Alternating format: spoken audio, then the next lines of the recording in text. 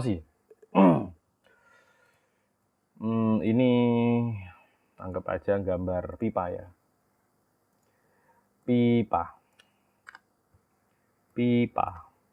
Pipo, paralon. Ini saya tulis Anda. Jadi emosi itu kayak aliran. Kalau Anda perhatikan, bener-bener emosi kita itu kayak aliran loh. Jadi seneng, susah, khawatir, atau kegirangan, penasaran, boring, depresi itu sebenarnya hanya kayak gini loh. Hanya lewat seret. Hanya lewat aja. Nah, kenapa kok ada emosi yang dari dulu sampai sekarang kok nggak lepas-lepas gitu? Kok rasanya khawatir aja gitu. Jadi ini ketika emosi datang, itu sebenarnya kalau kita menerima itu emosi itu akan lewat. Nah, kenapa emosi itu mengendap? Karena kita tidak lampiaskan. Emosi masuk, mengendap. Dihina orang, mengendap. Dimarahi orang, Anda ikut marah, mengendap juga. Besoknya kok masih ada, tahun depannya kok masih ada rasa marah ke dia. Itu kenapa emosi-emosi itu ada, karena kita tidak menerima kejadian. Jadi, sebenarnya emosi-emosi yang menumpuk itu, entah rasa takut, atau apapun itu khawatir, sebenarnya hanyalah kejadian yang belum kita terima. Contoh Anda dimarahi orang tadi kan, kalau Anda dimarahi orang lalu Anda marah juga, Anda pendem, itu merusak diri kita loh malam. Apalagi kalau ada orang yang menghina kita lalu kita benci, itu lucu. Jadi orang yang menghina kita itu tidurnya nyenyak-nyenyak saja. Kita yang membenci itu biasanya sing dongkol. Terkadang bertahun-tahun bencinya itu aja. Ini mekanismenya bagaimana cara melepaskan si emosi? Hanya ada satu cara untuk melepaskan emosi. Dan jangan pernah menolak emosi. Jangan pernah menolak emosi. Oh, ketika Anda punya hutang, lalu Anda takut. Oh, bagaimana kalau rumah saya disita, bla bla bla. Itu kan kekhawatiran ya. Jika Anda punya masalah seperti itu, kalau Anda tekan, oh, nggak bisa. Emosi nggak bisa ditangani oleh berpikir positif.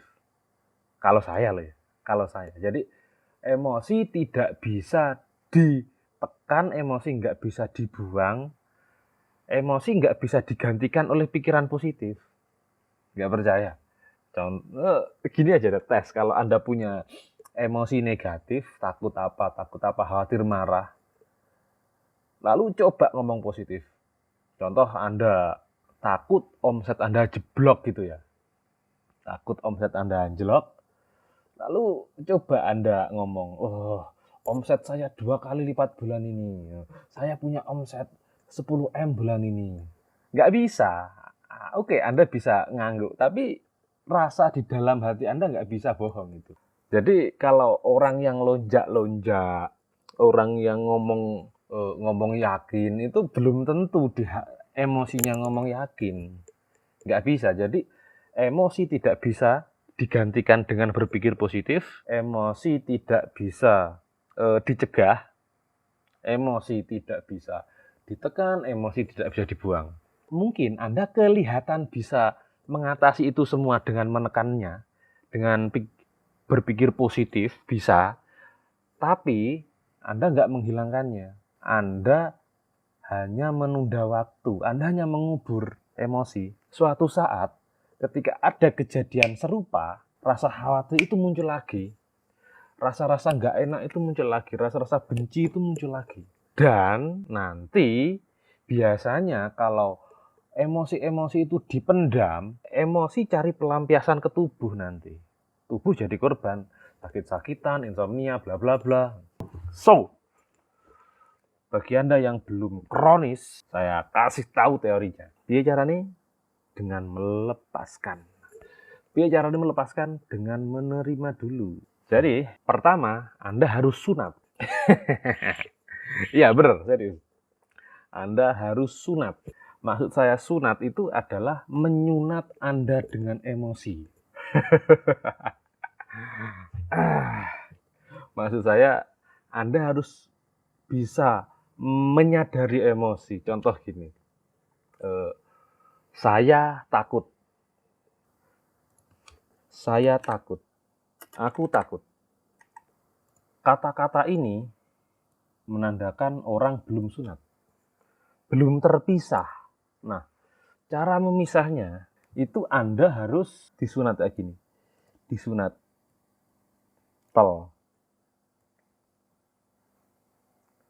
dengan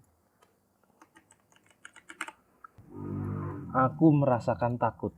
Ini adalah cara sunatnya. Aku merasakan takut, bukan aku takut lagi. Beda. Kalau aku takut, berarti Anda adalah ketakutan. Kalau Anda berbicara ngomong aku takut, berarti Anda menyatu dengan ketakutan itu. Nah, caranya Anda harus sunat dulu. Anda harus pisahkan dulu. Anda harus tahu bedanya si aku dan si rasa takut itu tadi. Ngomong aku merasakan takut.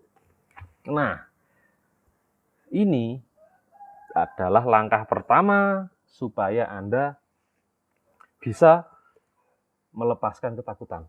Bagaimana kita bisa melepaskan jika aku melekat pada takut? Kan harus dipisahkan. Cara memisahkannya adalah dengan merasakannya. Ngomong gini, aku merasakan takut. Sudah deh, tersunat tuh. Biasanya loh ya, ketakutan itu, emosi negatif, di tubuh bisa dirasakan loh. Coba deh kalau Anda merasa marah atau jengkel gitu.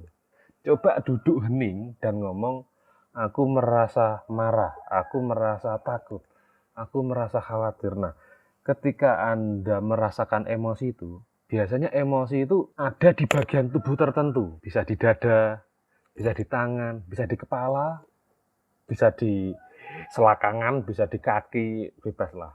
Langkah kedua setelah sunat itu adalah ngomong gini, aku merasakan takut di dada sebelah kiri, dada kiri. Aku merasakan takut, marah, terserah ini ganti dengan emosi yang ada di hati Anda. Lalu Anda rasakan ketakutan itu ada di mana. Entah ini benar atau tidak ya. Saya dulu pernah baca di teori tantra itu atau apa. Jadi emosi itu mendiami bagian tubuh tertentu. Kalau itu tidak segera dilepaskan, di bagian tubuh itu akan terkena gangguan penyakit. Saya nggak tahu ya oleh itu, tapi bisa jadi benar. Jadi contoh kalau Anda marah dan marah itu adanya di dada, kalau Anda tidak melepaskan si marah ini akan merusak organ yang ada di dada Anda.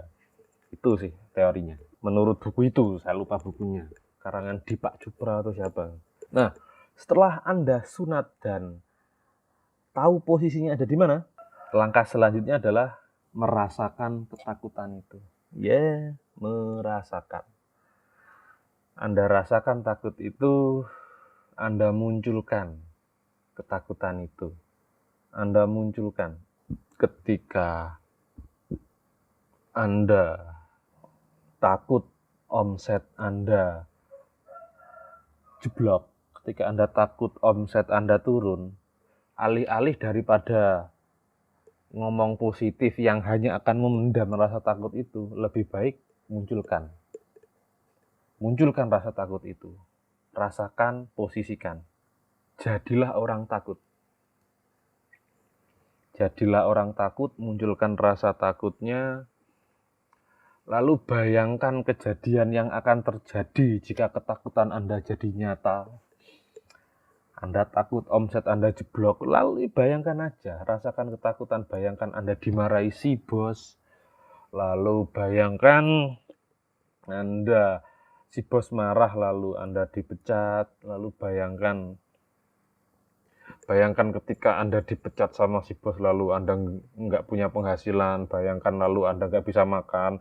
Jadi bayangkan skenario paling mengerikan yang bisa Anda bayangkan dari emosi itu. Bayangkan. Lepaskan, bayangkan terus. Bayangkan aja. Anda nggak punya penghasilan, lalu dimarahi si bos, lalu istri Anda banting piring, lalu dirasani morotuo, lalu tetangga Anda gunjing Anda, lalu tidak dihargai oleh masyarakat karena Anda miskin, lalu Anda dibuang oleh orang desa Anda, lalu bayangkan skenario paling mengerikan. Bayangkan skenario yang paling mengerikan dari emosi itu. Jangan pernah menahan emosi apapun. Pada saat proses itu, biasanya berkeringat dingin. Kalau Anda memang benar-benar serius, biasanya berkeringat dingin, lalu tubuh Anda bergetar, nafas Anda jadi lebih dalam. Perhatikan. Itu sensasi-sensasi tubuh melepaskan emosi. Jadi emosi-emosi itu mulai menguap. Itu kalau takut. Nah, kalau marah, dendam atau apa, ya sama saja sebenarnya. Kalau takut kan bayangan ke depan kan. Kalau marah, benci, dendam itu kan biasanya bayangan ke masa lalu. Nah, sebenarnya sama saja. Pertama, Anda sadari dulu emosi apa yang ada. Setelah emosinya ada, perhatikan letaknya di mana. Setelah itu bayangkan kejadian apa yang membuat Anda marah. Bayangkan kejadian apa yang membuat Anda dendam ke seseorang. Munculkan film masa lalu Anda. Lalu bayangkan Anda memaki-maki orang itu. Atau kalau perlu ditulis di secari kertas gitu. Entah, terserah Anda mau kata-katain apa orang itu. Tulis di secari kertas. Atau Anda bisa bayangkan Anda mencaci maki orang itu. Anda misui orang itu, bisa jadi. Jadi selama pikiran Anda memunculkan skenario ketakutan, munculkan terus. Sampai mana pikiran Anda bisa membuat Anda khawatir. Pikiran itu lucu.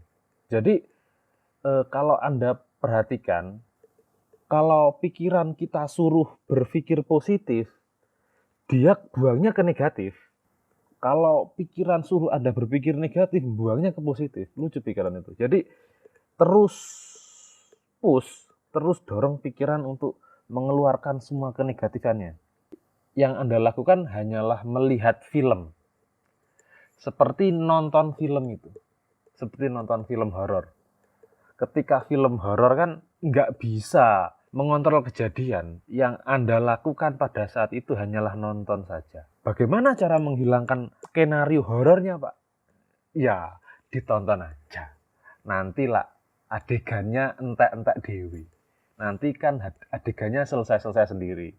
Ketika sudah sampai puncaknya, biasanya di situ ketika pikiran sudah gak bisa mengeluarkan data negatif lagi, gak bisa mengeluarkan skenarionya untuk menakuti Anda, sudah mentok, ketakutan sudah mentok, biasanya Anda lihat, masih adakah emosi yang belum Anda curahkan di hati Anda? Lalu biasanya ketika satu emosi itu dilepaskan, ada emosi lain.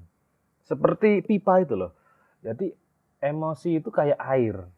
Kalau kita tidak ekspresikan, tidak lepaskan, itu aliran air ke belakangnya akan tersumbat. Nah, ketika emosi ini kita alirkan, kita lepaskan, akan ada aliran baru gitu. Biasanya setelah takut apa nanti ada khawatir. Nah, lucunya tidak semua emosi aliran ini akan negatif loh. Jadi ketika emosi-emosi negatif ini mengalir terus, nanti akan ada emosi positif. Jadi tiba-tiba Anda ketika semua sudah Anda rasakan yang negatif itu ya, Anda takut, lalu Anda detoks marah, detoks apapun, akan ada waktunya, akan ada aliran damai gitu. Ada, itu nanti ada. Nah, ketika sudah Anda tonton semua film horornya, setelah Anda tidur, biasanya tidur Anda akan jadi lebih lelap lagi.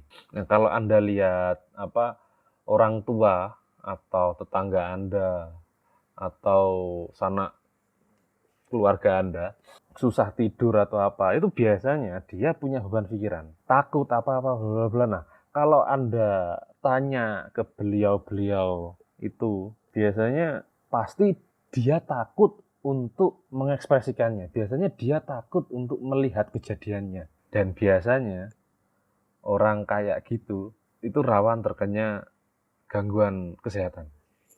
Biasanya kalau feeling itu tersumbat. Nah, apakah setelah melepaskan emosi negatif, Pak, kalau saya takut nggak bisa bayar utang setelah melepaskan emosi takutnya, gimana Pak hutang saya Pak? Nah ini, kalau Anda perhatikan setelah kita clear, di dalam itu bersih, hening, tenang, itu terkadang akan ada solusi-solusi, inspirasi-inspirasi dari pikiran itu yang bisa menemukan ide-ide baru, inspirasi-inspirasi baru untuk dapat solusi. Biasanya kayak gitu. Apalagi di trading ya, yang notabene orang hanya emosi tok, problem emosi tok, emosi khawatir lah, inilah itulah itu. Nah, gini deh. Coba nanti Anda foto wajah Anda sebelum melakukan praktek ini ya. Anda foto wajah Anda, lalu Anda melakukan hal ini, lalu Anda tidur bisa lelap gitu. Terus besok pagi Anda coba selfie lagi, foto wajah Anda, lalu Anda bandingkan. Biasanya besok lebih cerah gitu. Biasanya lebih cerah. Jadi kalau Anda lihat profil-profil foto-foto di Facebook gitu ya, nanti kalau Anda peka, Anda bisa lihat itu, oh wong iki dhisik ini, keadaan seseorang dari wajahnya itu. Nah, coba deh kita di trading ya. Coba buka wajah orang yang sukses dalam dunia forex trading.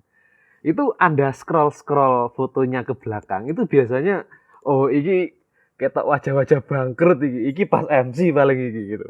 Oh iki makin ke belakang makin suram wajahnya ya, memang seperti itu. Makin ke depan, makin tahunnya bertambah, foto profilnya itu biasanya makin cerah gitu. Senyumnya makin lebar. Dan itu di semua aspek ya kayak gitu ya. Kemarin tuh sama rekan-rekan gitu. Jadi di depan ada laptop lalu kita bukai foto-foto masa lalu gitu. Oh, ini pas aku bangkrut iki. Oh, ini pas dipegat bojomu. Wajah itu nggak bisa dibohongi sih ya.